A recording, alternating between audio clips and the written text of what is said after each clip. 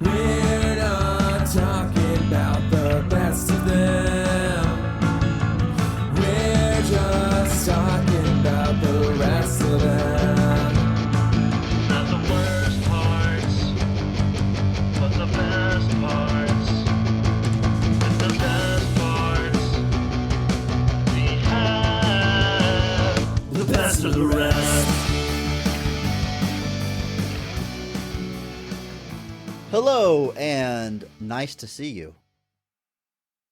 Welcome to Best of the Rest, the show where we take a second look at movies that were poorly received upon release and challenge ourselves to only talk about the things we like and what the movie does well. It's Terminator month.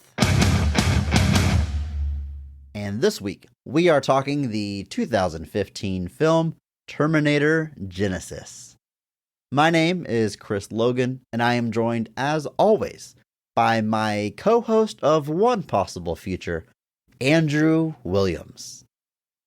All right. Who's the You guy ready in for the other this? future?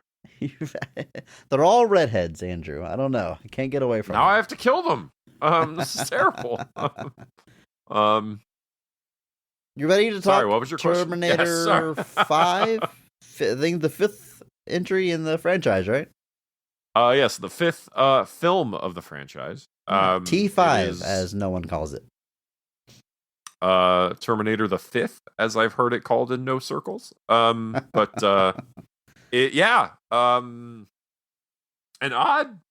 movie. I don't mean that as like a backhanded or like an insult or anything, but the approach it takes, very, very different from anything we've seen before, to be fair. Okay, look, Andrew, everyone knows this is a hashtag positivity podcast. We're here to find what works in every movie that we cover, and we're going to do that. But here in the beginning, we always like to set the stage a little bit by talking about our history of the movie, when we first saw it, and initial impressions. Okay, so just to be honest, just to really set the stage of where we're starting here, I saw this movie in theaters. I can't say I had like much hype for it one way or another. It's another Terminator movie. I'm going to check it out. And Andrew, I did not enjoy it. As I was in the theater watching, like before credits, just throughout pretty much the entire runtime, I was not having a good time. And to put a very fine point on it, if it weren't for this podcast, I'm fairly certain I never would have watched this movie again in my life. So that's my starting point for this movie, Andrew. But how about you? Did you see it in theaters? What were some of your initial feelings on it? Hashtag PP. I saw this in theaters. It is a movie that I've seen in theaters. It is I felt the same. Okay. Very much so. I didn't have a good time. This is a term that I don't like to use necessarily out loud, but we've kind of discussed this before, but it's the kind of movie that after you finish watching, you're not sure who it was for. That was kind of my first thought. I was like, I don't really feel like this is for long-term fans of the franchise. I don't really feel like it's going to make any new fans of the franchise. Like like I said, when I say it has a weird approach, I do mean that. The plot of this movie, everything else aside, takes some wild swings with this mythology in a way that I won't go as far as to say you have to respect it, because you certainly don't, but it is doing things that no other movie in this franchise has done to this point. And we'll talk about those. But like I said, I am very much in the same boat of that. If I had not had a reason to go back to this, I probably would have never gone back to it. Okay, I think we've made our point very clear. Yeah. But we have rewatched this movie. We have revisited it with a hashtag PP mindset, looking for what works, whether it be performances or good action scenes or good story beats and clever writing. And we're going to get to all that. But first, let's just finish setting the stage here. Take you back to when this movie was released, July 1st of 2015. It was made on a budget of $155 million. Andrew, it's expensive to make a Terminator movie. That's what I'm gathering as we go through this series. It seems like it's getting exponentially more expensive. At the box office, it makes a lot of money. It makes $440 million. But considering that huge budget, their marketing, and then we had a whole thing with the rights again in between Salvation and this one, was not financially successful. And another note about that box office, domestically, this movie makes less than $90 million in the United States. That is crazy. Straight up flops here in America. And it's really saved by other territories just to kind of make it to a point where it breaks even. Very similar, on a much bigger scale, but very similar to Judge Dredd, the Sylvester Stallone movie, where here in the U.S., no one saw it, but elsewhere, people went to the theaters and kind of saved that movie financially. So, Stallone, Schwarzenegger, they've got some pull around the world, I guess is the takeaway. Yeah, it's they got some appeal overseas. I mean, and Arnold's return to the franchise, I can certainly see being a pull for people. It was kind of inevitable the minute he was kind of done being the governor of California. People kind of were just like, it's only a matter of time. And it was. And so do the thing again, Arnold. Do the thing. Say the thing. I'll be back. But it's it was definitely something that I think definitely would have generated interest in other territories, especially places where his popularity was still pretty high.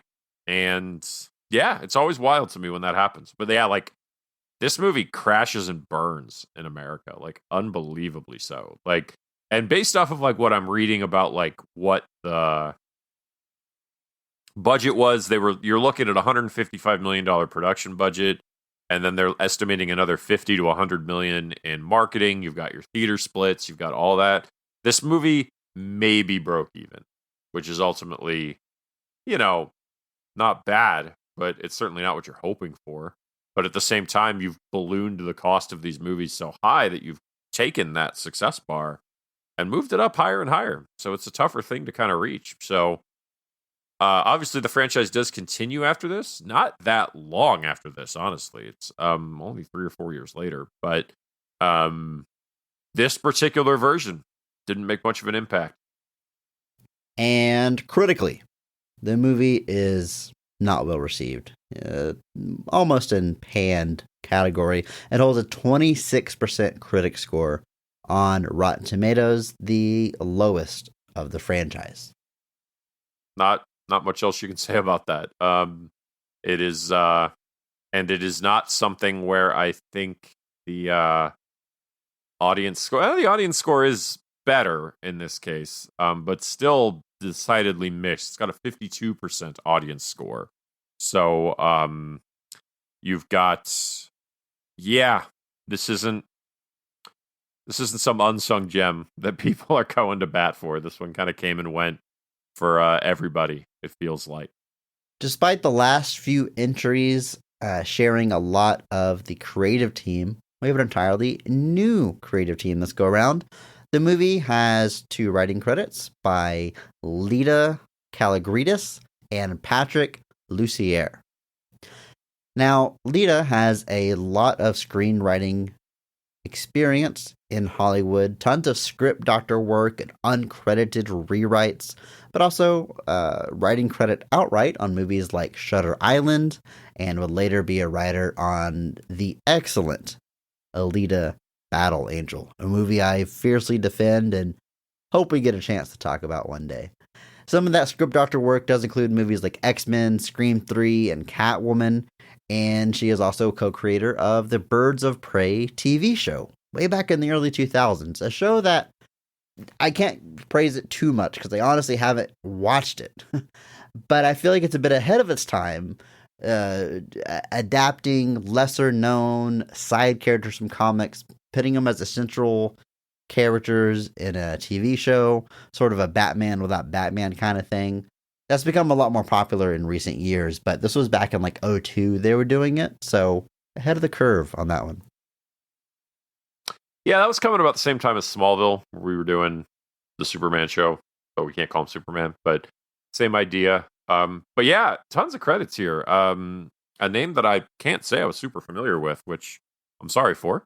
But still out there, still doing additional stuff. Apparently will be a writer on the upcoming Cleopatra movie.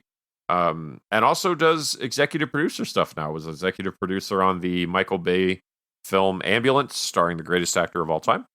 And Jake Gyllenhaal. Yep, was a creator of shows like Altered Carbon. So out there doing a whole bunch of stuff. But yeah, a lot of that uncredited script doctor work in the early 2000s, making her a semi-alum of the show. As for our other writer, Patrick Lussier, he's one of those people that just works in film, straight up, right? Not really any one role. They seem to have done a lot of stuff behind the camera. Lots of editing credit seems to be where they have maybe had the most experience, but has also directed a number of feature films, including Dracula 2000, My Bloody Valentine, and Drive Angry. And of course, tons of screenwriting credits, just like the movies he directed, and this one here, Terminator Genisys. Yeah, a lot of various different editing credits, including on movies like Scream, Scream 2, Scream 3, Halloween H2O. Definitely got into the Wes Craven's New Nightmare, so definitely was in the Wes Craven bubble there for a bit. Even did the underrated Wes Craven film Red Eye, which I recommend to just about everybody I know. Yeah, it's a great movie. Great movie. It's like a tight 90 minutes and excellent performances from Cillian Murphy and Rachel McAdams. Yeah, I agree with you there. A hidden gem. That movie. Brian Cox showing up there as well of recently Succession fame and X2. But yeah, so kind of just like you said, Patrick Lussier is just kind of like a journeyman of Hollywood in a lot of ways, just kind of doing a little bit of everything until ultimately kind of getting a writing credit on this film. I don't know how he comes to get involved with it. It is he was actually also signed on to write and direct what would have been the Halloween 3 to Rob Zombie's Halloween 2 before that was ultimately canceled. And what a weird idea. A sequel to a Rob Zombie movie not made by Rob Zombie. You know, he has very weird. Yeah. Very specific style. Seems weird to change hands there. But yeah, interesting. In the director's chair this go round, we have Alan Taylor. Now, at this point in Taylor's career, they already have almost 3 decades of directing credits on TV, with lots of high-profile shows like Homicide: Life on the Streets, The Sopranos, West Wing, Lost, Mad Men, Game of Thrones, you name it. This man's directed it. Around this time is starting to get the nod with bigger and bigger feature films. Recently directed Thor: The Dark World before taking on this movie, Terminator Genisys. So getting right in there in some of the major franchises of the time. Yeah, I remember him getting tapped for Thor: The Dark World. He was from Game of Thrones. I figured that was a good fit, especially because Thor: The Dark World found itself in a little bit of controversy after Patty Jenkins exited the director's chair after being originally signed for it. But I remember thinking, Game of Thrones guy for Thor seems like a pretty good fit. And then, yeah, after Thor: The Dark World was a relative success, he started getting the nod for others, and then the next one he picked was Terminator Genisys. Obviously, this one didn't quite hit the marks that people hoped, but that didn't stop him. He recently directed the Sopranos prequel, The Many Saints of Newark, after having directed, I think, 9 or 10 episodes of The Sopranos over the course of its run, a couple in the original season, and then a bunch, I think, in the 6th season. And then still out there doing his thing. But yeah, a relative newcomer to big budget films, but I'm guessing some of his work on stuff like Game of Thrones definitely had that big budget feel. So ultimately, I think it was a good pick, or it made sense with the time. Well, Andrew, that's our creative team. That's our background on this movie. There's nothing left to do except go full hashtag PP, jump into this, talk about everything that works, everything we liked, all the positives we found upon this rewatch of Terminator Genisys. Are you ready? No. We're doing it anyway. Let's go.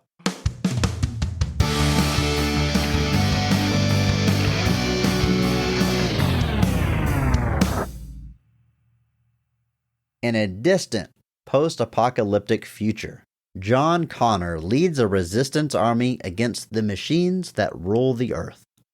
Right before delivering the final blow, the machines send a Terminator back in time to murder John's mother to ensure he can never be born. In turn, Connor sends Kyle Reese back in time to protect the Terminator's target, Sarah Connor. When Kyle arrives in 1984, he's surprised to see that Sarah was not only expecting him, but has a T-800 model Terminator Guardian called Pops at her side. Together, the trio discovers that the future has been altered, and they must travel to 2017 to stop Judgment Day, when the program called Genisys makes its first strike against humanity. But when John Connor himself shows up in 2017, their mission is complicated when John is revealed to now be a Terminator, controlled by the machines. It's a weird one, Andrew. You mentioned in our intro that this, there's ambition here. It's trying different things. And I'll agree with you. I mean, the franchise has always had an element of time travel, but they really up the ante there with branching paths and timelines. At the same time, I do feel like there's a bit of going back to basics or back to what works. On our Terminator Salvation episode, we talked about how that's the fourth movie in the franchise, and it's the first time the plot wasn't centered around two characters going back in time, one to hunt, one to protect. Well, now we're in Terminator 5, and we're basically back to that bare bones plot. But we have two going back in time to protect and one going back to attack. Yeah, they mixed it up a little bit, and that's kind of... It's two to attack and two to protect, man. There's two to attack? Oh, yeah, there's a team with that. Okay, yeah, you're right. It's two. Double the action. Clearly a completely different thing. Yeah, you're right. So, yeah, remixing it a bit. And I think that word had to have come up so much in the production of this movie or the planning for it, remix, because it's kind of hard to qualify this as a sequel because it doesn't follow any events that happened in previous movies. So how can you call it a sequel? It's certainly not a prequel. It's not a remake. It's reimagining, I think is the word that they preferred. It's a weird thing because it's starting from scratch, but also assuming that you've seen those first movies. You know what I mean? Yeah, it's like The Wiz. But it's like The Wiz. Yeah, there you go. That's probably what they said in the writer's room. Yeah, I'm sure that was on the wall. Think of The Wiz. But guys, Terminator 6, T6, Arnold is back. I need ideas. One guy's T5. Like, I got it. 2 words. The Wiz. And then everyone's like throws their papers up. Oh, we did it. Oh, we did it. The Wizinator. Oh man, guys, my references are out of control. But also T5, not T6. Well, whole joke is ruined. I got the number wrong. It's gone forever.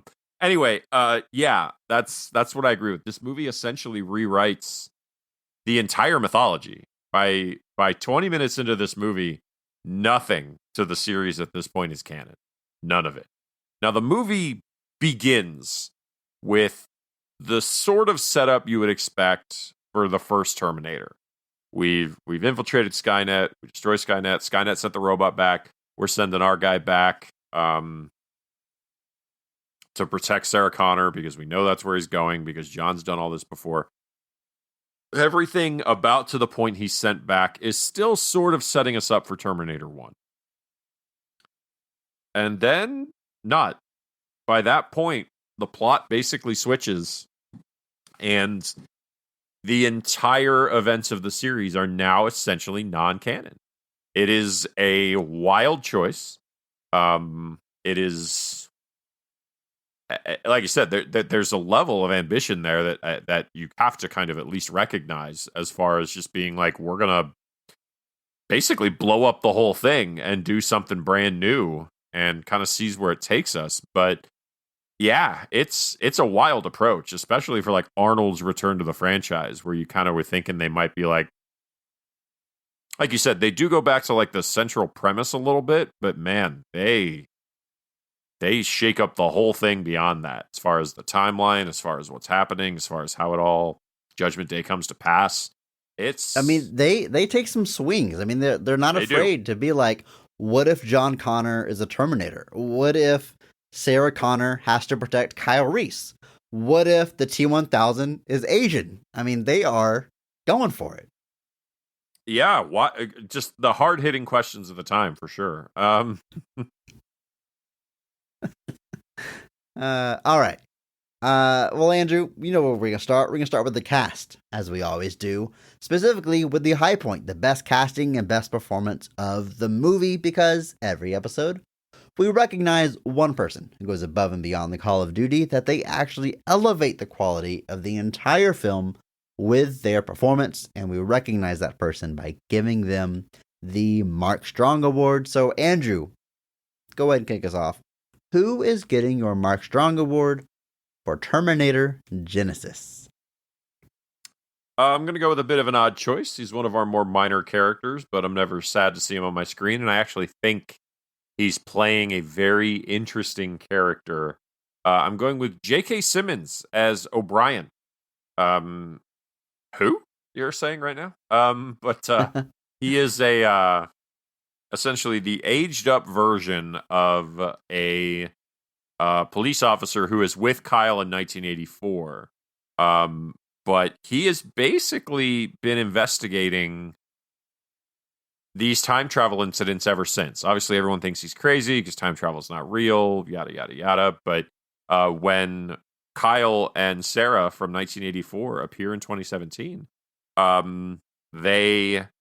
he's immediately knows what's up, and he knows they haven't aged, he knows they haven't changed. He knows what's going on, but because he's basically an alcoholic crazy man, nobody believes him. You know, real boy who cried wolf situation. But he ends up being a minor ally to our heroes that helps them out of one of the binds that they're in. But never sad to see J.K. Simmons on my screen. I think the idea of somebody who has been investigating these time travel incidents over time is very interesting. It's an interesting ripple to add to this situation. And yeah, I think it's obviously, like I said, it's J.K. Simmons. He's going to give it his all no matter what he's doing. And this is no exception. And yeah, you don't know if a character like this is definitely going to factor into the future. I feel like he definitely might have, given that he was in the present and he did survive. But obviously none of that came to pass. We'll never really know. But yeah, it's a cool character with a cool little flip on the script. When you add multiple time traveling things to a situation, I think it's inevitable that you're going to have people that notice. And I think making it a police officer in this case also makes them a convenient ally, but it's just a cool ripple to add to the kind of mythology of all this. I definitely agree about this being a cool idea for a character. Yeah, someone who witnessed it and they believed it kind of drives them a little bit mad. It seems like really fun to have someone, you know, when a movie takes place in two different time periods, someone who witnessed both time periods, but much like Arnold in this movie, took the long way. They didn't time travel, but they are coming face to face with these people that look exactly like they saw them, 30 years ago. Just such a cool idea. And J.K. Simmons, what is there to say about J.K. Simmons? Alum of the show.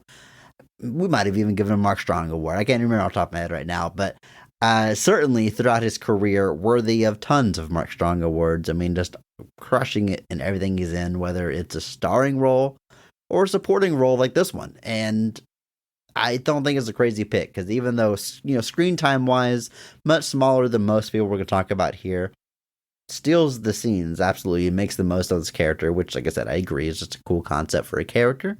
I want to go ahead and take this time to shout out Wayne Bastrop, who does play the younger version of O'Brien back in 1984 that witnesses all this. But yeah, J.K. Simmons doing what he does best, and worthy of award. Andrew, it's a good pick. Thank you. For me, Andrew, I'm actually going to go with one of our leads. All the leads of this movie, I should say, they are playing existing characters in the franchise, characters we've seen before anyway, and stepping into iconic roles. Like, I don't think it's an exaggeration to say, like, all of these main characters have at some point been played by another actor and would be considered an iconic performance. Yes. The one that I think really knocks it out of the park in that regard is going to be Emilia Clarke as Sarah Connor. Now, Sarah Connor is Linda Hamilton's like defining role, and we've touched on it earlier this month. Like when you talk about the quote unquote strong female lead, that is a go-to answer. It's number 1 and 2 with Ripley. Yeah, from T2 Alien. is that. It's the number 1 answer for people.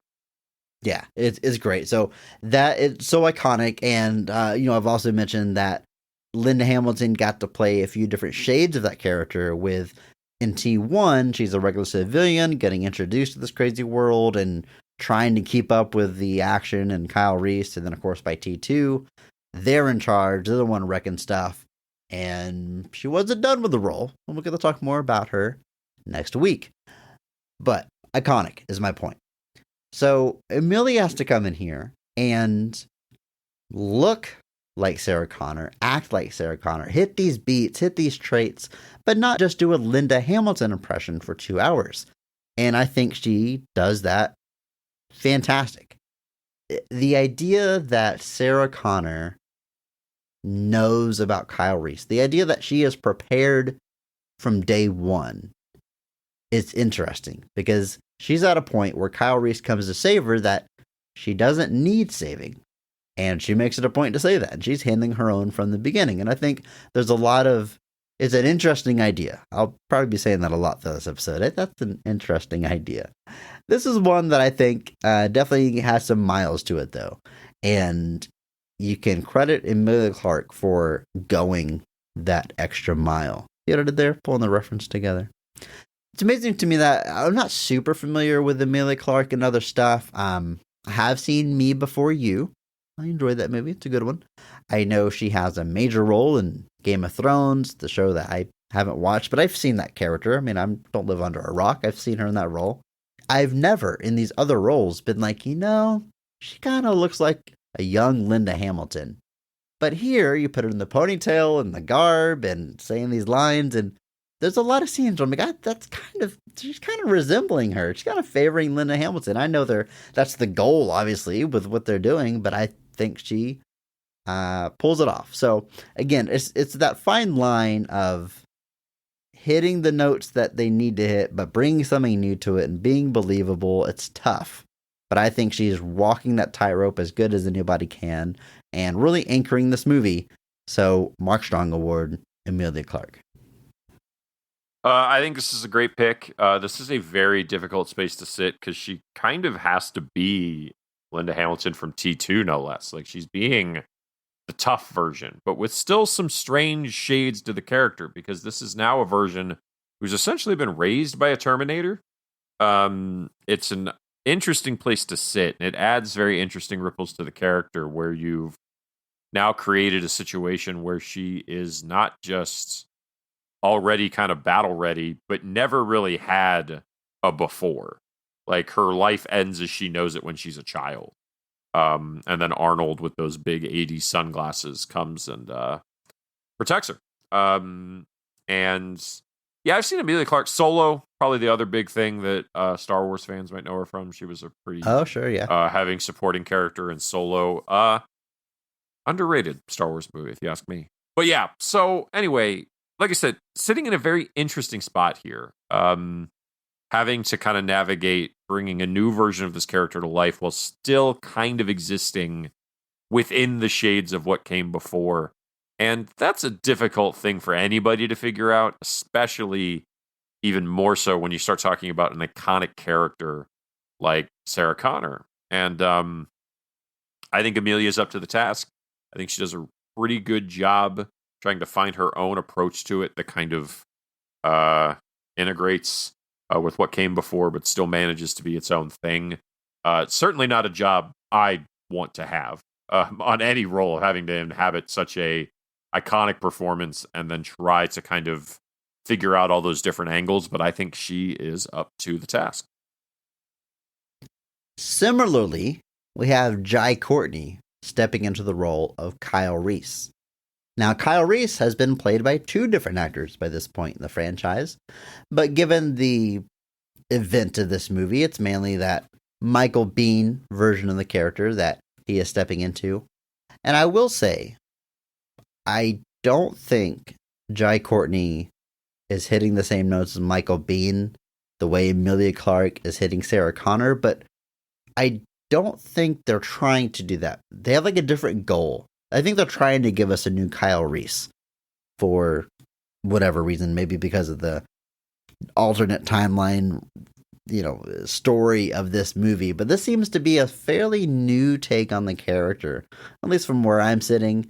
And, so that's why I'm going to the Millie of the Mark Strong Award versus Jai Courtney. But I think as far as what's being asked of them, this is a much more action-heavy Kyle Reese. You go back to T1, and yeah, Michael Biehn, he's an action star in that movie, but he's on the run. I mean, he is scraping by. He's scrappy. He's wiry, as some might say. Wiry. But here, this is like a battle-hardened future soldier Kyle Reese take on it. And so if that's where you're going with it, big old jacked Jai Courtney, I guess that makes sense for the casting. Jai Courtney also being an alum of this show, multiple-time alum of this show. So I've mentioned this about the guy before because it's always what comes to mind, but he has an impressive filmography where it's like a lucky/unlucky thing, where he's in these giant franchises. He's in the Terminator franchise, but it's the lowest rated of the series. He's in the DC universe, but it's Suicide Squad, the one that everyone pans. He's in Die Hard. You see where I'm going. Here. So he gets into these high-profile things, but kind of gets the short end of the stick with the entry or casting that he gets.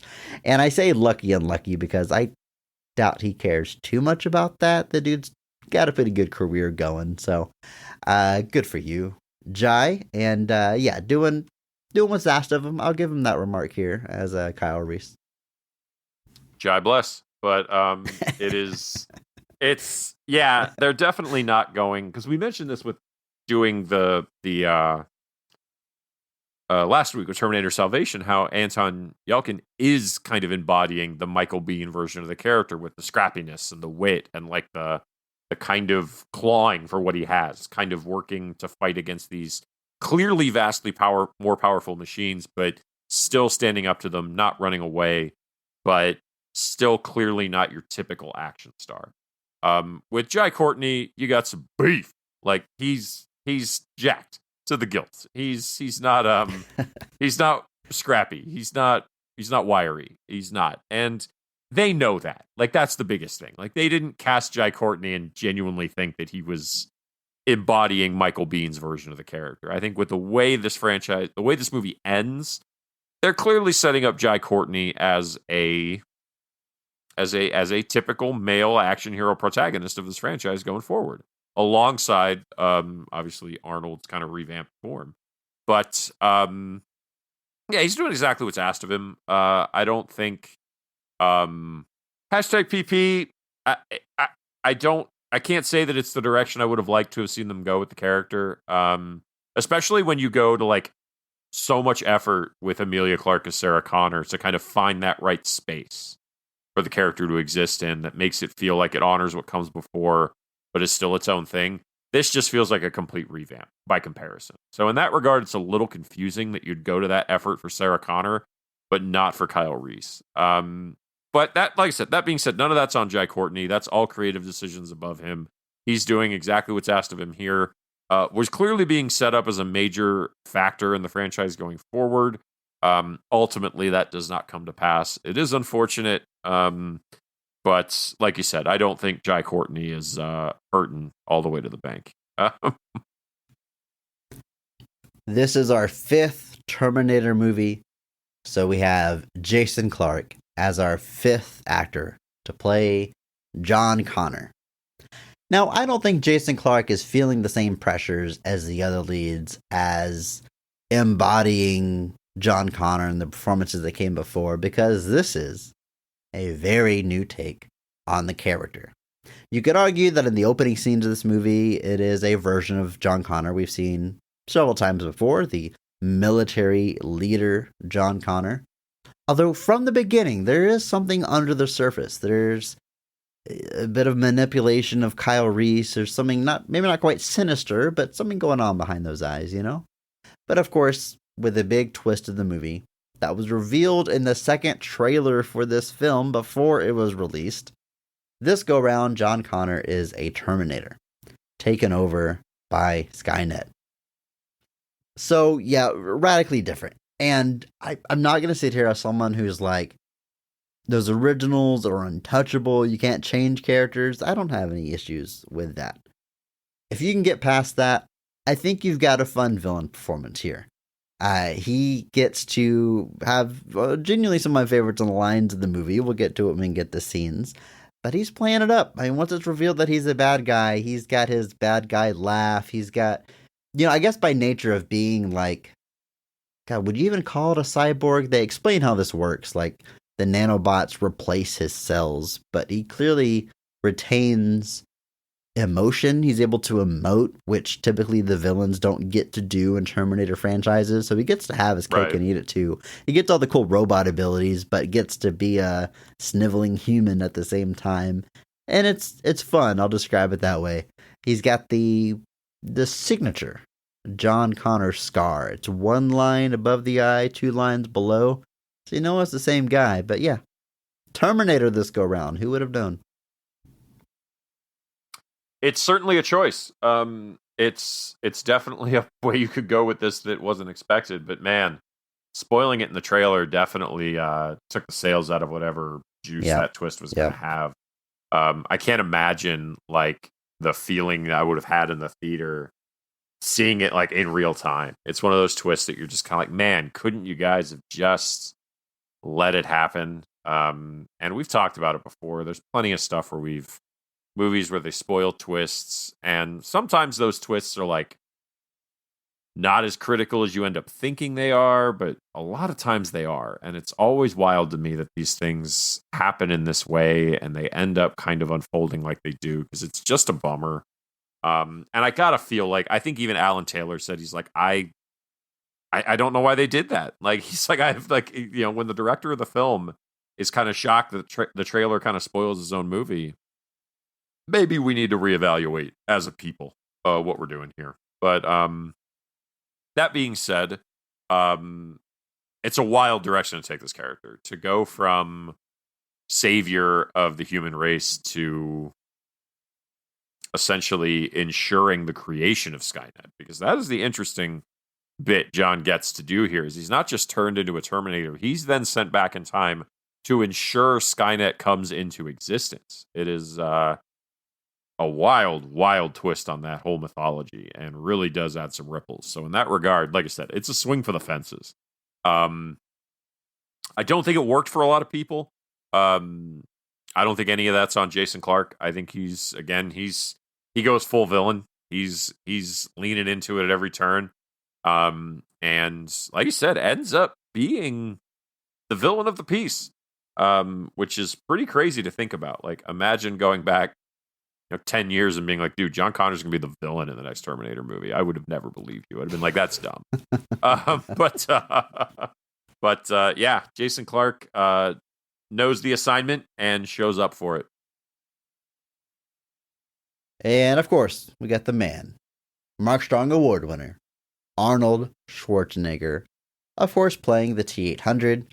A few different versions of this time around. You've got his de-aged face on a body double playing the original 1984 T-800, as well as the one that goes back to the 70s with the 9-year-old Sarah Connor. Then you have this middle-aged Terminator, because, it's living tissue over endoskeleton, Andrew. So it ages. You got middle-aged 1984 Terminator. And then we jump forward and we got old man Terminator. How fun is that? You got like gray hair and everything. this is one of the cooler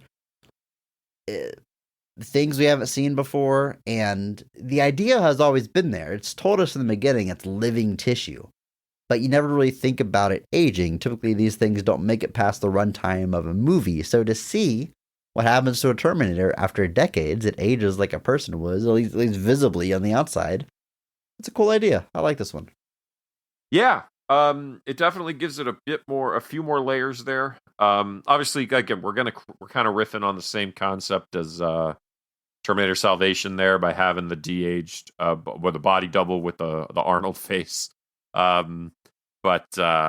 Yeah, it definitely gives Arnold. It definitely builds in a storyline reason that Arnold can kind of look like he does, because it was definitely a concern that people obviously had with him returning. Is like, how does old man Terminator work exactly? And they come up with the story reason for it that they kind of explore even more in Terminator Dark Fate, which we'll talk about next week. But it's a cool little spin on the character. Arnold gets to play a bunch of different versions.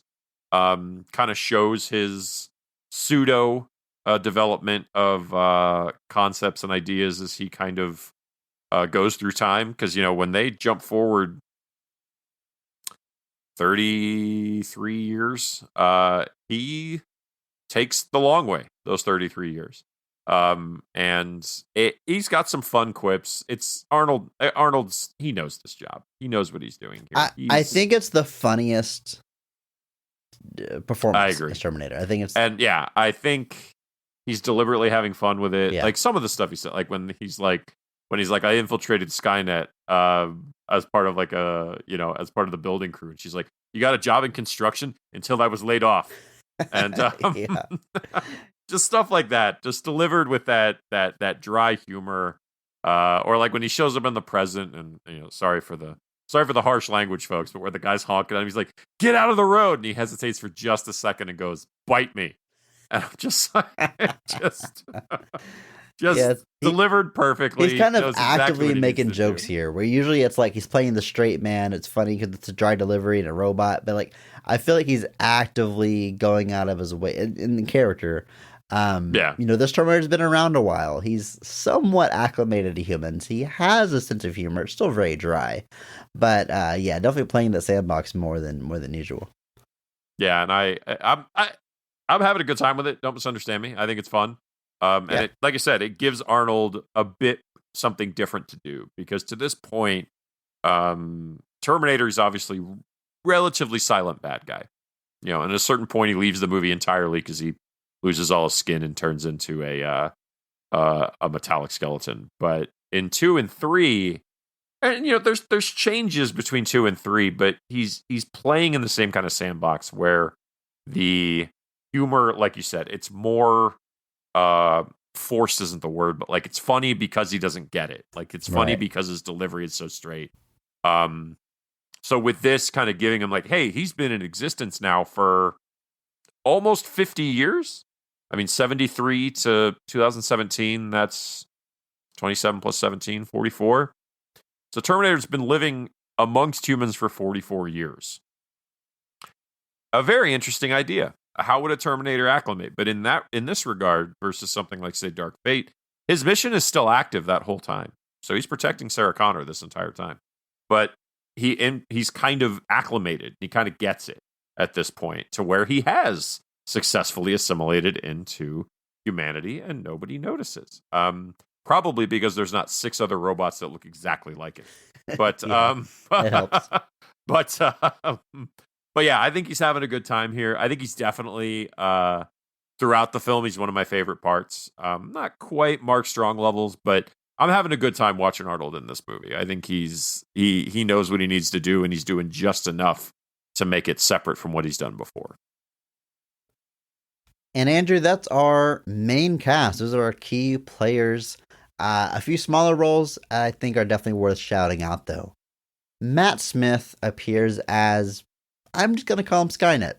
He's a Terminator, basically the embodiment of Skynet. We see him in the future attacking John Connor. He's the one that turns John Connor into a Terminator, and then appears again like as a hologram version of Skynet or Genisys back in 2017.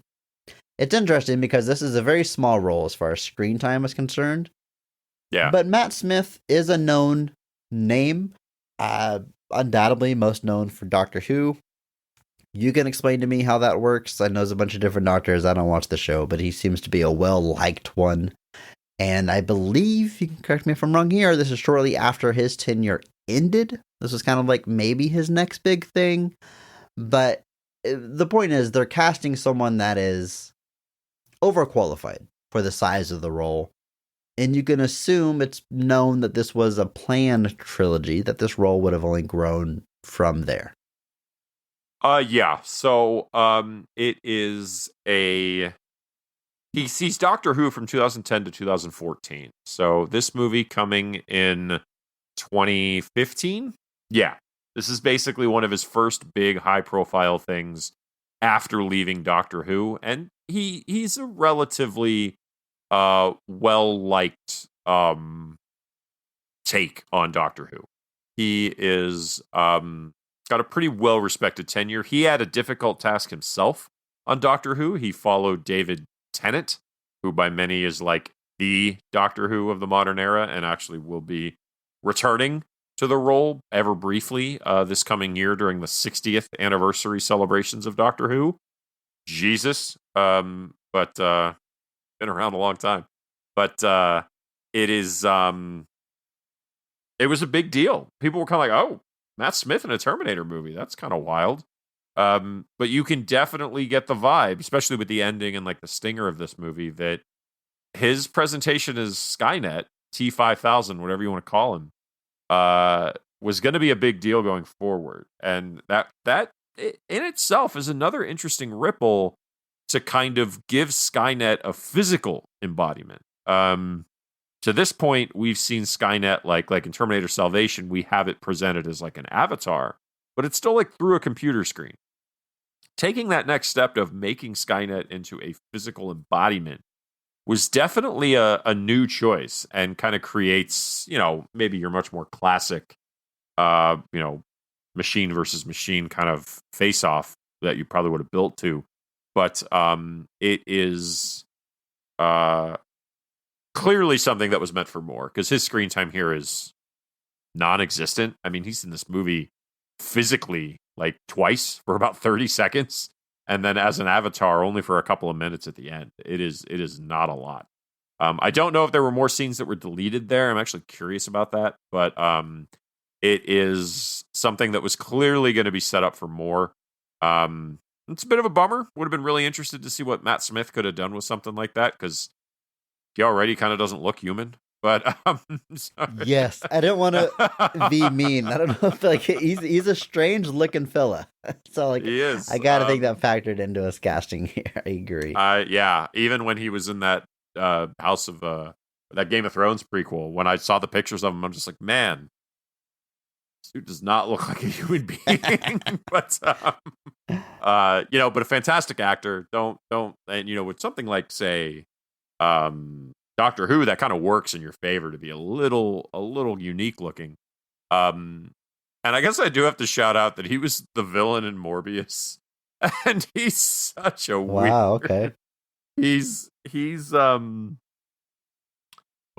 is all meant as like mostly positive. I think he's the only person in that movie. He's the only person in that movie that I think truly understands the assignment and kind of embraces it. Like, everybody else is kind of taking it a little too seriously. He's the one that's kind of like, all right. Like, he's got that scene where he's dancing. I don't know if you've seen the clips of that. I know. I haven't seen clips. I have not seen Morbius. I'm fairly certain we're gonna get to it eventually. We'll get to it this podcast. But like, he's basically treating Morbius as like a Monty Python sketch and just having an absolute blast with it, while everybody else is being like super, super serious. And it creates this just weird dichotomy. The only something recently I saw that gives me the same vibe as Fast 10, where Jason Momoa's performance is just so far removed from everyone else's that you're just kind of like, you may as well be in a completely different movie, dude, because nobody else is keeping up with you. But like I said, Matt Smith, I like him a lot. I do like his run as Doctor Who. The 11th Doctor, big deal. And did a good job coming into a role there. where he was taking over something from a very beloved previous version, which is something that's happened with Doctor Who a lot, where, there's a very well-liked doctor that gets replaced, and sometimes the actors struggle, but he does not fall into that category, I don't think. But here, kind of given, like I said, an interesting space of being the first kind of physical embodiment of Skynet. And like I said, clearly would have done more there, but unfortunately it doesn't come to pass. So he just kind of looks menacing for a little bit here. But like I said, big high-profile casting. And then I just want to shout out Courtney B. Vance as Miles Dyson, a character that we know from T2. Very little screen time here, but you throw someone like Courtney B. Vance in there because it's an important character. And you want someone that can bring a little bit of I don't know, Andrew, what's he bring to this role with his presence? Gravitas. That's it. That's the stuff. Alum of the show, Courtney B. Vance from our episode on The Mummy. And then I got to shout out Byung-Hun Lee, who plays the T-1000 this go around. Again, not a ton of screen time. It's just the first act of the movie, or really just the opening. But tons of cool action scenes, as the T-1000 lends himself to. Good casting. You want someone who's got that slender frame, but is still very intimidating. He's got the look down, in my opinion. Obviously a tall task, because it's another one of those iconic performances. But him being the T-1000 was a huge selling point in the marketing of this movie. So, gotta give it up. The dude sold some tickets. Byung-Hun Lee doing a good job there. Yeah, he a few things I've seen him in. He was in both of the live action G.I. Joe movies as Storm Shadow, which I think is a fantastic piece of casting. I think he was really good at that. Saw him in Red 2, the sequel to Red, that franchise that for a brief minute there looked like it was going to keep aged actors employed for decades to come, and succeeded for a while. But there's a movie I do want to shout out that he was in that I think is fantastic, is a movie called I Saw the Devil, which is a revenge film where a NIS agent, which is kind of the Chief Intelligence Agency of South Korea, embarks on a quest to kind of go after a serial killer that kills his wife. So very brutal movie. Not for kids, not for the family, but it is directed by Kim Ji-woon and written by Park Hoon-jung. And they've just done some fantastic work individually and together.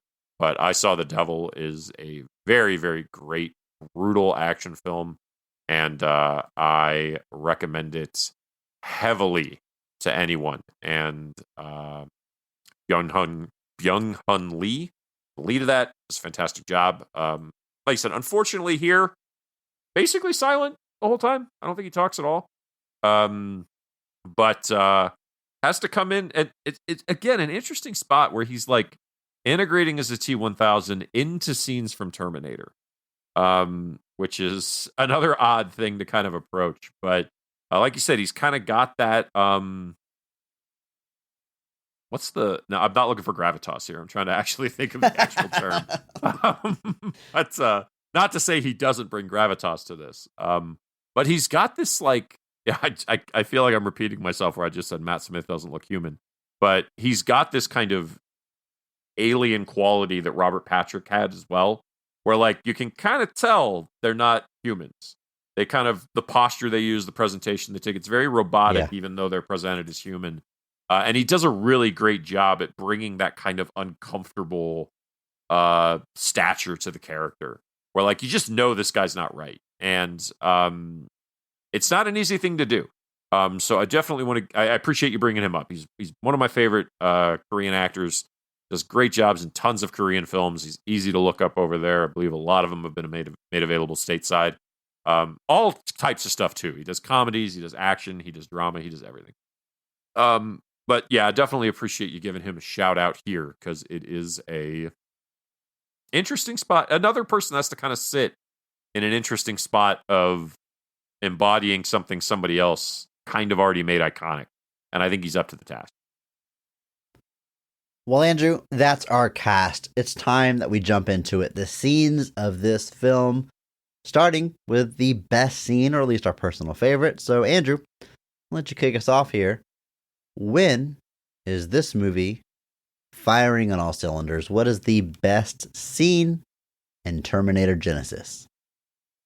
So I'm going to be going with a scene that kind of takes place. It's after Kyle Reese jumps back to 1984. At this point, aged Arnold has defeated his younger self, seemingly. And they have kind of returned to their kind of headquarters after picking up Kyle Reese from his interaction with the T-1000. So in this kind of setup, we assume the T-800 from the young Arnold is dead, but we know the T-1000 is coming after them. And this kind of leads to an extended fight / chase / kind of tense scene here in their kind of sewer treatment plant headquarters, whatever this place is. It's like the turtle lair.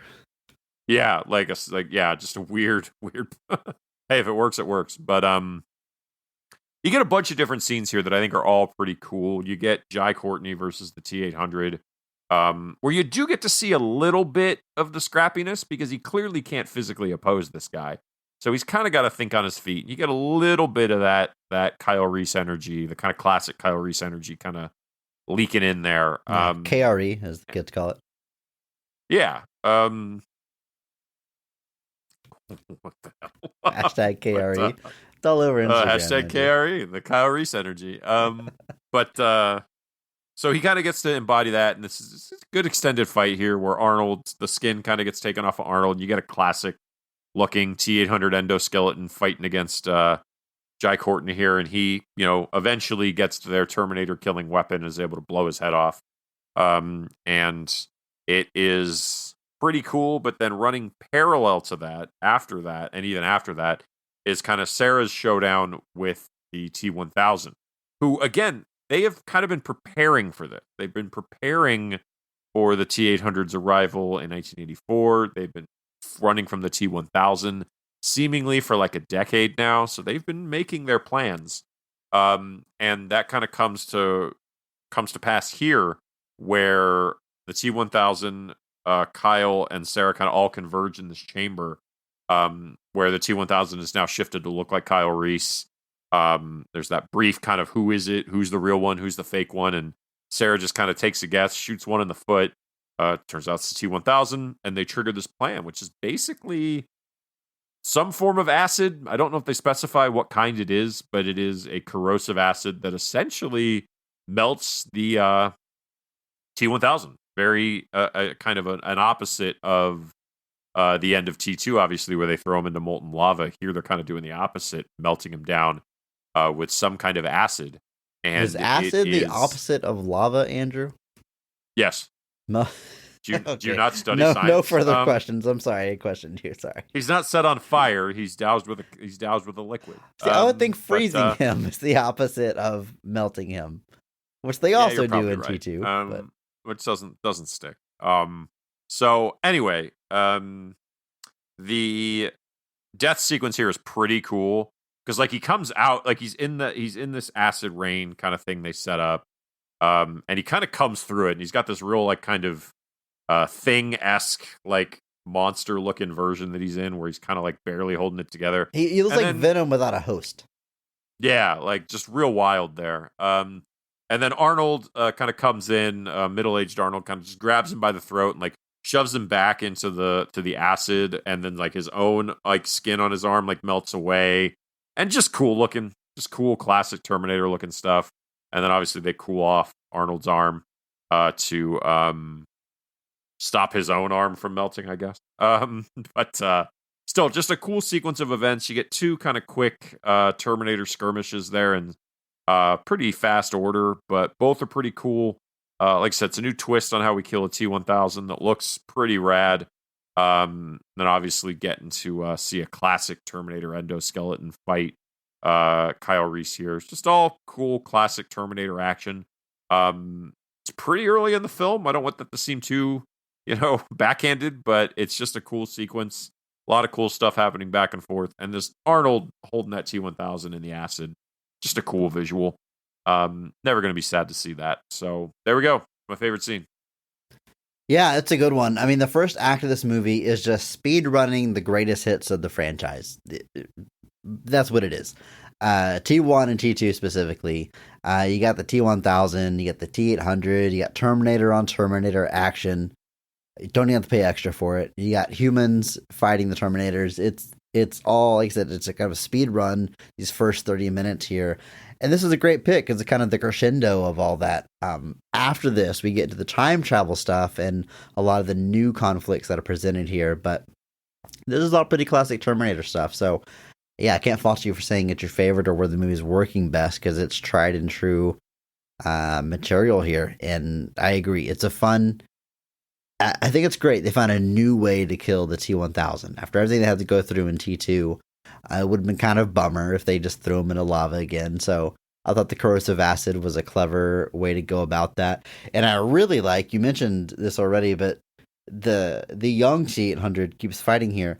It's because the T-1000 dropped a piece of himself into the skull of the T-800 and reanimated it.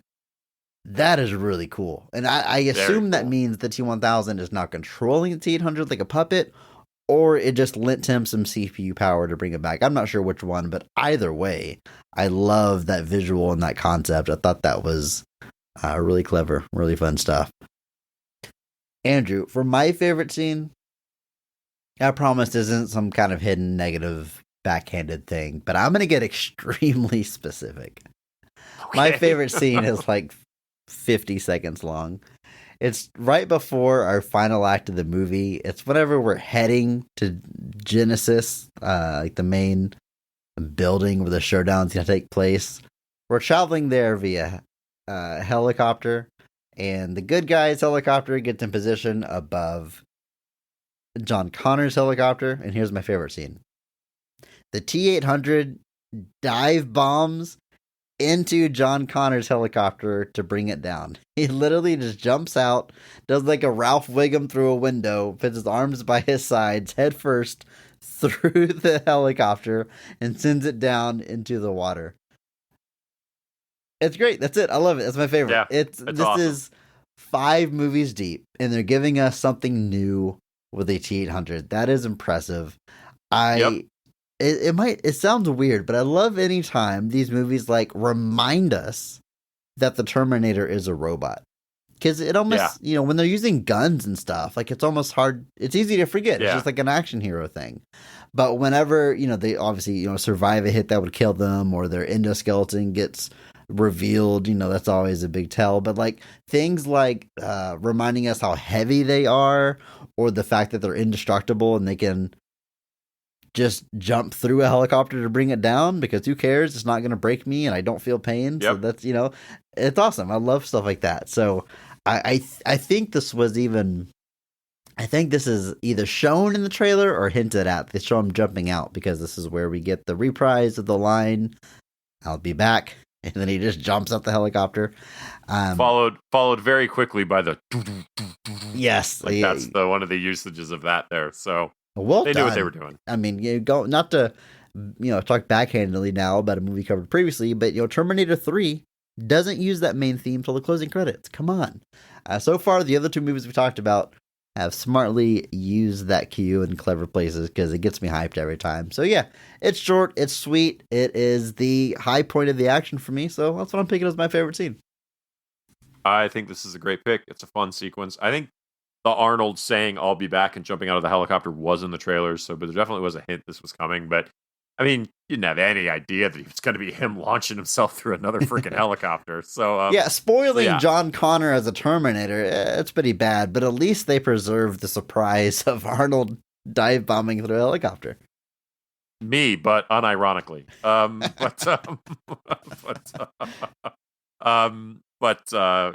It's like I said, narrowly specific, very short, but just a cool sequence. Like you said, there's moments where they do that. Like, I feel like there's been movies where like a Terminator gets into a car and you like see it get weighed down because they weigh so much more and stuff like that. So I always enjoy when they they run with that. They have some fun with it. And in this case, like I said, a Terminator throwing itself at a helicopter. Why wouldn't you? It's like, it's basically your cannonball from the X-Men, just a giant flying cannonball that can't be hurt. So why wouldn't you do that all the time? I would. I'd fly. I'd throw myself around and crash land into everything. But just very cool. I can't fault you at all for this. It's like I said, it's something we haven't really seen before, and it's just fun. It's just big action. And at this point, John's pursuing our heroes. The twist has been revealed, and they're on the run. Time is running, or the clock is ticking now. So Arnold doesn't have time to mess around, and that makes me appreciate it even more. Arnold's like, gotta have a plan. Throw myself at the helicopter. And then when he re-emerges in the film, he just walks out of the water like Jason from Friday the 13th and keeps going. Yep. It's great. Beautiful. I do want to go back to the first act of this movie, though, because there's a lot of cool stuff. We talked about, kind of the pinnacle of this whole thing, but they are straight up recreating scenes from the first two movies. So you've got Kyle Reese arriving and sneaking through the department store on the run from the cops and a Terminator. Of course, this time it's the T-1000 to mix things up. But he's even like, grabbing a pair of Nikes and slipping them on. They are almost shot for shot at times, recreating it. And I think it's pretty fun. I have a specific note here that says Jai Courtney can crawl so fast and so quietly. Like, it looks like... What a specific thing. I don't know if he's really good at crawling. Major props. Jai bless. Crawling abilities. Gotta throw that out there. Man. But for the most part, we're having fun here. I will say, hashtag PP.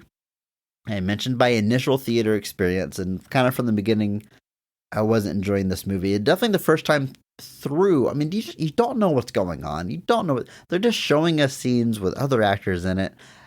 Kind of knowing everything they're going for. I think I enjoyed these scenes a little bit more this go around because I kind of understand how it fits in, and I can kind of have fun along with the movie, kind of recreating these and remixing the ideas. I mean, the T-1000 is just an all-time great villain. I'm glad we get more great T-1000 action.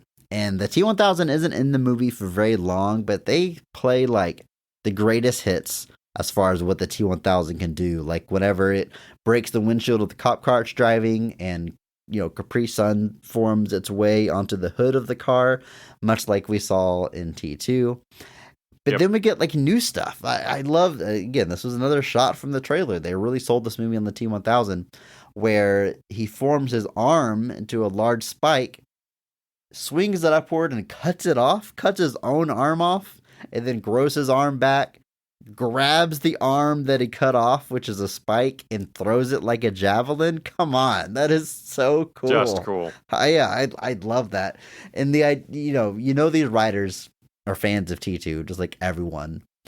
Right. And they had to be giddy. Like, you know what? We get to write our own T-1000 action scene. What are some other stuff this thing can do, and we can put in our movie? And I think they came up with more than a few clever things to do with the T-1000. I think so. I agree. I think, it's that thing where if you're going to go back, try to find some cool stuff to do. And like, even if you're not going to reinvent the wheel, just really try and have some fun with it. And they definitely have some fun with it. They definitely find the good angle to make it kind of stand out in the limited time that it has. But like you said, some of these scenes are like 1-to-1. And apparently they were going to use the original scenes, but they were unable to do so because of rights issues. Apparently the Terminator franchise is one of those movies or one of those franchises that has some complicated rights issues with as far as who owns what, especially at the time this was made. I believe the rights of the franchise have reverted to James Cameron at this point, but at the time, it looked like the footage from Terminator was owned by a different company, and it may still be. That might be something that's still the case, but it is. They did release a T1 through 6 box set, so they're at least playing nicely or on good terms by this point. But yeah, definitely complicated at the time. Yeah. So the idea of them, like, I don't know, Forrest Gumping Jai Courtney's face on the Michael Bean. I don't know exactly what Oh, that man. looks like. Yeah, I don't know. Using the old I don't know footage. either. I'm a little curious how they would have integrated that all together. It might have just been you just avoided showing his face for most of the time. Like you just kind of show the scenes where he's like scurrying around and kind of things like that. But yeah, because I don't know if you guys know this. Jai Courtney doesn't look much like Michael Bean. But Different people. not a whole lot happening there. But it is a yeah, these sequences are all pretty cool. The attention to detail, really impressive. And yeah, like I said, the T-1000 stuff really kind of makes it stand out and makes it pretty unique. We talked about how this go around, Arnold gets the straight up kind of be funny and much more comedic and make jokes. And he gets a good one here whenever they get back to their headquarters. They've slowed down the T-1000, but the T-1000 knows where they are. And Arnold says, we have approximately 35 seconds. And then the T-1000 immediately breaks through the glass, and he adds, or less. Like, straight up making a joke at that point, but it's good. It works. Yeah, fun stuff. Like I said, I really do like Arnold here. I think he's having some fun with it. And yeah, just I was watching this and just when the guy's like, hey, get out of the road. And he just literally goes, bite me. I just laughed. I laughed so hard for some reason. I just thought the visual and his delivery, it was all really, really good. Andrew, if this movie has an iconic scene, it is middle-aged Arnold fighting 1984 Arnold. This was definitely something hinted at and shown in the marketing. And a huge ask of the special effects departments. It was major crunch time and delivered. The final product delivered very late into the production timeline. And I've got to say, it's very well done. And hats off to the special effects team. And I want to make it a point to say that because we, and I include myself in this, we have very weird standards for visual effects and like CGI. We're like, as soon as we can tell it's not real, we're like, it's kind of janky. It doesn't hold up. It's not good. And I don't know exactly why that is, because we all love our practical effects, but you can usually tell it's a miniature. You can tell when it's a puppet. You can tell when it's makeup. Yeah. Our bar is different there. We just appreciate the craft, where whenever it's computers involved, it's either perfect or garbage. And I think that's unfair, so I want to shout out the special effects team, because it is no small feat. For in 2015, I mean, technology's, even in this short amount of time, evolved a lot. To have a character fighting a younger version of themselves, to recreate young Arnold through CGI and masking and some probably primitive deepfake stuff happening there, not easy. And you can, the movement of the 1984 Arnold, you can tell something's going on there. But I still think it's a visual treat and a lot of fun. And the very specific scene I want to shout out in their fight is whenever they basically have like a collar and elbow lockup, and then they push against each other and they break the concrete beneath their feet. Again, just reminding you these are very heavy creatures fighting each other. Pretty fun stuff. I like this scene. Yeah, it's a good one. You're bringing up some cool points there, like making it work as much as it does. Obviously, it's set at night. We've got high-paced, frenetic action here, so we can kind of play coy with some of the faces and stuff. But just pulling it off like they do, it's very impressive. It looks even better. Like even in Terminator Salvation, it's a big deal when they reveal Arnold as the T-800 digitally recreated, and we're doing a similar thing here, but it looks crisper, looks a little bit more real, but at the same time, being a Terminator, you don't really question it. Special effects is such a weird conversation, I admit sometimes, because people will talk about how there's an overabundance of reliance on CGI, and that people don't want to do anything practical anymore. And I agree with that to an extent, but the thing is you only notice bad CGI. You don't notice good CGI. And there's lots of really great CGI out there. Fury Road is a movie that gets brought up a lot for its use of practical effects, but trust me, folks, there's more CGI in that movie than you probably ever will realize. Those car chases, not all of the cars are real. Let me tell you that right now.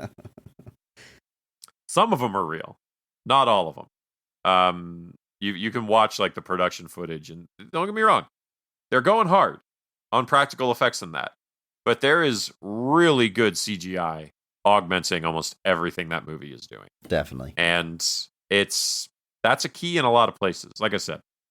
Anyway, I do agree completely that this scene is really, really fun. The CGI works really well. And it's Arnold versus Arnold. How you gonna have a problem with that? And we get more Terminator on Terminator action throughout this movie. I mean, there's a cat and mouse thing going on with John Connor and the T-800 pops. But the big showdown happens at Genisys headquarters in our finale. At first, it just looks like they're going to slow John Connor down to get to the Skynet core, Genisys core, plant their bombs, hide in a safe place, and blow it up. But of course, it doesn't go down like that. John Connor shows up, holds Sarah Connor captive. He knows that Pops cannot kill Sarah Connor because that's against his main directive. Therefore, John Connor can't kill Sarah Connor because then Pops would have no reason not to kill John Connor. It's kind of like this rules of robotics stacking up against each other. I thought that little dichotomy was pretty fun, but overall, a pretty good showdown. I mean, it's always interesting. We see time and time again these Terminator movies, a old model Terminator versus the hot new thing, and how is the old Terminator going to be scrappy and end up getting the upper hand? And this go round, it turns out to be a self-sacrifice, or at least attempt at one. Yeah. So that, it's kind of a hallmark of Terminator movies, by and large, that the hero Terminator, the hero time traveler, not always a Terminator, ultimately ends up sacrificing themselves to protect whoever it is they're there to protect. And this movie seems to be setting itself up for a similar ending, where Arnold's character kind of accepts that he can stop Skynet, stop John Connor, and stop all that, but it requires him to sacrifice himself. And bit of a fake out there, but he is ready to take that sacrifice. The emotional attachment that Sarah Connor has to Pops at this point, she delivers that very well. Pops is basically the only family she's had for 10 plus years. The idea of him not being around is something she's not prepared for. And she sells that really, really well. And it's just a fun fight, like you said, because we've got a bit of a twist on the liquid metal Terminator here with like a skeleton Terminator, but that he is capable of essentially doing the liquid metal stuff. We'll get a little bit. They do find some cool twists with that. I will talk about that more with Dark Fate, but I really like what they do with the Terminators there too. But ultimately, it's a cool fight. Just Terminator on Terminator action. Then, like I said, we got our big twist ending with big fight, and ultimately the fate of Arnold's character being revealed, that not dead, he's just got a cool upgrade. I love, anytime that happens, you think you've died, but you've just been upgraded. It's a good day in my book. Yeah, I mean, nice work if you can get it. Over in our Discord, we had Milo Thatch write in about this movie, and they said their Mark Strong Award is going to J.K. Simmons, agreeing with your pick, Andrew. Favorite scene is whenever he catches up to Sarah and Reese in the future/present, and Arnold goes to the security room in the hospital and destroys the cameras and systems before leaving. J.K. Simmons comes in afterwards and sees all the destroyed surveillance equipment and says, "Goddamn time-traveling robots covering up their goddamn tracks." Yeah, just beautiful. It is good. It's a good line. Yeah, good we talk about how funny Arnold is, but J.K. Simmons, of course, is pretty hilarious in its own right. Yeah. I have another some thoughts I can share here from another listener of ours, that guy in Doom. Amelia Clark getting his Mark Strong Award for this. Look at one listener agreeing with you, one agreeing with me. It's a tie game here, Andrew. Perfectly balanced, as all things should be. But just commenting that it's a huge ask for her to step into Hamilton's role, and does a solid job. He appreciated that they were trying to upend the expected with a new idea of a timeline loop, and kind of introduces that little ripple of Skynet going back in time, not just to kind of mess with the resistance, but in this case, specifically sending someone back to ensure its own creation, which is a bit of a new ripple for Skynet there. So, yeah, positive thoughts from that guy in Doom. Okay. Time traveling in movies is always messy. Just about always messy. You establish rules, you never break them. There's always questions. Yeah, so it's hard to hold it against it. And this movie has its own problems in that regard, but there is one I do like. I like whenever the characters admit they don't grasp it, because that's, if someone gave you a time travel machine, you wouldn't immediately understand how paradoxes work. You figure it out as you go. No. And in this movie, it's John Connor who is in the past talking to his young version of his parents before they have him. And he says straight up, "You hear that? The sound of the dice rolling." And he tries to kill Sarah Connor. Like, he doesn't know exactly what's going to happen if he does it, but he's going to do it because he's the villain. And I do appreciate that a little bit. They're not trying to nail down every single rule and understand it. They're willing to embrace the ambiguity a little bit. I always think that's fun. The movie Primer, it's like the definitive time travel movie. The entire movie is about the characters trying to understand time travel. That's like the whole hook of the movie, and I really recommend it. Andrew, okay, you made a face. It's Back to the Future, the definitive time travel movie. Is that what's coming here? Bill and Ted is the definitive. Okay, of course. I'm sorry. No disrespect. Yeah, it was just the use of definitive. I was like, does any normal person Okay, when they think of time travel? It's entirely about time travel and not time travel as a device to tell a story. So for that reason, that's why I use that word. But fair point, Andrew. Fair point. Yes. Time travel is always, even things like Avengers Endgame that try to come up with convoluted ways of being oh, you can time travel. It doesn't change anything because you're not technically going to the past. You're going to a branch timeline. It's still messy. It still doesn't make complete sense. And even things like Loki make it even more confusing. But you're always going to run into problems. So yeah, kind of running with it, because I guess the sort of idea they play with here is that they're all essentially paradoxes now.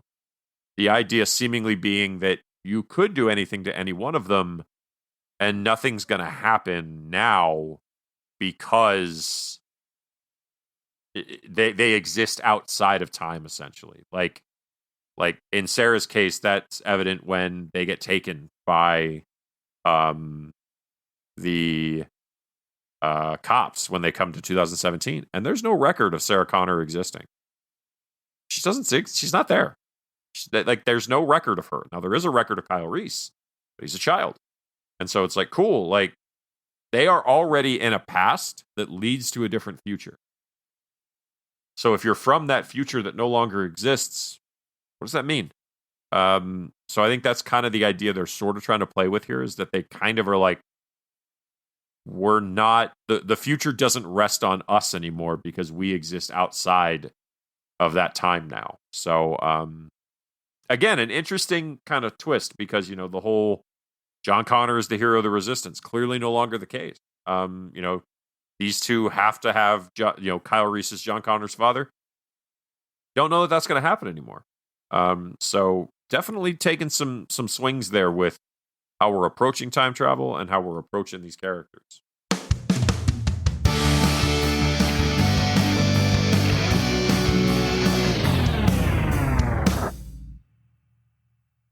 Andrew, we only have one Terminator movie to go. It makes me kind of sad. I love this franchise. I love talking about it. I love revisiting it, but I am very excited for this last one. Dark Fate, I've been a defender of since day one. I'm excited to dive into everything I love about the movie, everything that works, because in my opinion, it's a lot.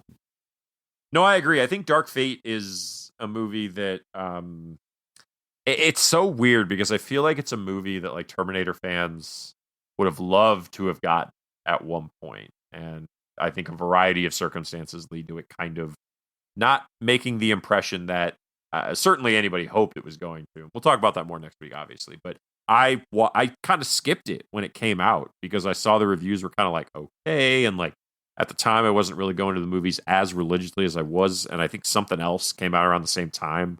I ended up passing on it, and I saw it based off your recommendation. I agree. I think it's definitely underrated. So I'm excited to talk about that one. Andrew, before we officially end Terminator Genisys talk, I just got to throw this image in your head. In the Please don't. movie in 1984, Pops can't travel with them in the time machine, the 2017, because his arm is exposed. That's why he takes the long way. The plan was for him to travel with them. So imagine the three of them naked. Imagine naked Pops like embracing the two of them and them all traveling to 2017. That's the scene we could have got. We were robbed. Damn acid.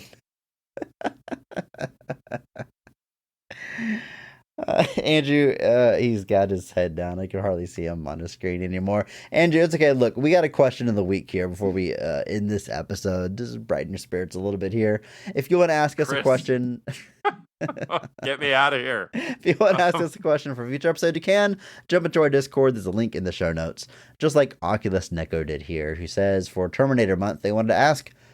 They read that O.J. Simpson, Lance Henriksen, Mel Gibson, Sylvester Stallone, Michael Douglas, Kevin Kline, Chevy Chase, and Tom Selleck were all considered for the Terminator lead role or turned it down. Is there another actor you think could have nailed the performance, or is Arnold the only one you can see as Terminator now? The short answer is it's Arnold. Arnold. There's Yep. not a lot of, but like I think this is one of those questions that like I appreciate the spirit of it, but it's so hard when you've got essentially 40 years of Arnold playing this character. It's almost impossible to like go back and see somebody. It's like when people ask like Christopher Reeve in Superman. It's like, oh well, who else could have played Superman? And like you look at some of the people that were considered like Burt Reynolds, James Caan, or whoever, and it's like, yeah, but like Christopher Reeve became this iconic take on Superman that like. And nobody else, I can't envision anybody else in it because the performance itself became so iconic. And Terminators, I won't say that, you know, they're the same type of performance. They're certainly not. And Terminator, by its extension, allowed for Arnold to have some leeway with how he plays it over time. But it's tough to look back at Terminator and be like, oh, who else could, and, you know, you think about like the generic idea of who could play like a stoic, evil robot. It's like, I'm sure you could think of a bunch of people, but would they have had the longevity as the character that Arnold did? Like, I don't know. I don't know. I shared the story last week about why OJ didn't get the part. Well, but you think about like the defining characteristics of the Terminator performance. And his most voice. of that, it's Arnold. It's Arnold's Right. giant body, his build, his voice, his accent, like what he brought to the character defined the character. So yeah, I'm sure some of these people. I mean, for the record, I don't think there's a definitive Chevy Chase Terminator. I don't think that would have worked out the same way. But most of these actors considered, yeah, they probably would have had their own take. And if that's all we knew, maybe we'd be praising them like we are Arnold now. But that's not how it went down. But I think Terminator, I think Arnold. It's just like saying, you know, could someone else have been Rocky Balboa? Well, no. I mean, that's Sylvester Stallone is what makes Rocky Balboa. No one else could do that Rocky. Maybe a different good boxing movie.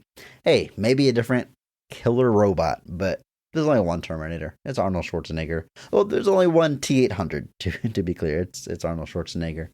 But Yeah, I do want to I shout agree. out Mike Lynch in the Discord responding to that question, saying, "I know Robert Patrick was a 180 casting against Arnie's Terminator, but I'd love. Sorry, this is very funny. I'd love for them to go further and cast Doug Jones." And they put in parentheses without prosthetics. just Doug Jones. He is a weird looking dude, yeah. he's in that Matt Smith territory for sure. They This made a doesn't Slender look Man normal. movie and did not cast Doug Jones in the lead role. That's why I didn't see it. Well, first off, it's a Slender Man movie, but just secondly, yeah, it was right there the whole time, like right there. It was right there for you. But yeah, it's a tough thing with like anything. Like you said, somebody else. Like there's been other iconic boxing movies. I mean, Raging Bull. I mean, stuff like that. It's a tough thing, and it's like I feel like it would have been interesting to like be around at the time when these movies first came out and have these same conversations. I feel like then you might have been able to be like, man, who could play Rocky in, when you're in 76, 75, 76? Yeah. And then being like, oh man, maybe James Caan could have been Rocky, maybe something like that. Like, that I'm curious if there's if that, I'm sure there were, well, film fans I think existed in the 70s. We've lived through some of those. You remember Hugh Jackman as Wolverine, and people say, well, that guy's too tall. He doesn't look like him. Right. Now he's the definitive, take on that character. Or even, Heath Ledger as Joker had a huge backlash against it until everyone saw it. And that character has had a lot of definitive performances, but Heath Ledger's is certainly one of them. And this is one of those things where once you see their performance and their take on it, it's hard to envision anyone else. And I think Arnold and even Terminator might be one of the defining examples of that.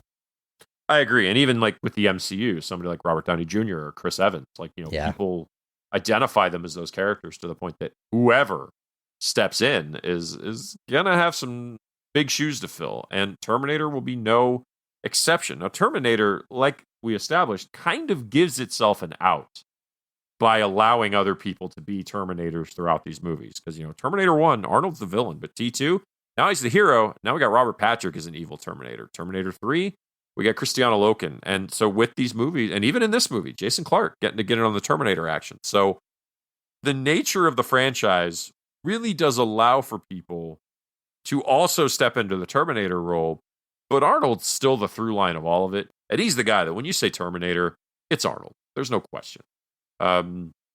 It's synonymous at this point. It has been for a long time. I would say after T2, it was pretty much over. But it's a good question. It's interesting. It's always interesting for me to think about that. Just think about like iconic performances and then be like, I mentioned one of my favorite kind of exercises is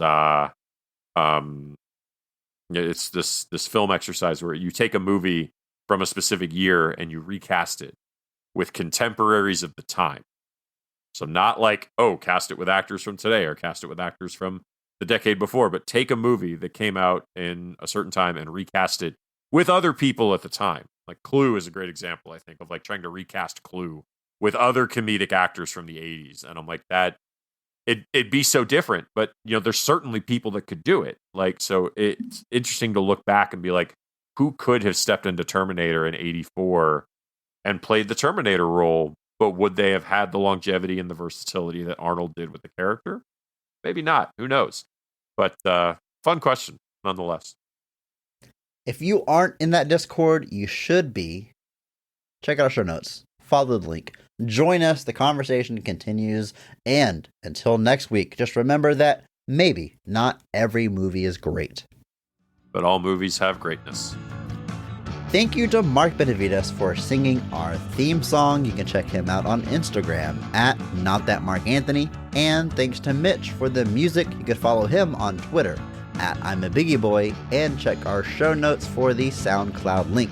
Check out our store on TeePublic for some best of the rest merch. And if you enjoyed this episode, please share it with a friend. That is the only way that we grow. And follow us on social media at BOTRcast. Thank you.